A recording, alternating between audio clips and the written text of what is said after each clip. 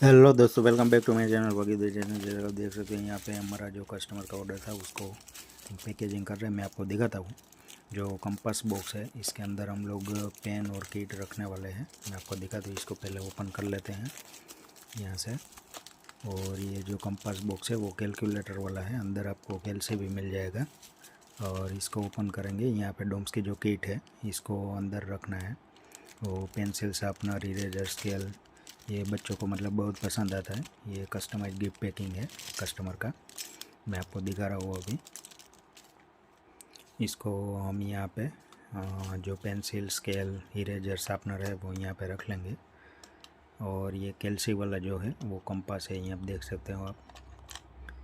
यहाँ पे ये कैलकुलेटर है, कंपास के अंदर ही मिल जाएगा। और ये बच्चों को बहुत पसंद आता है। ये कस्टमाइज गिफ्ट पैकिंग है। और यहाँ पे हम लोग रख देंगे पेन और पेंसिल एक्स्ट्रा। ये कस्टमाइज गिफ्ट पैकिंग है कस्टमर का।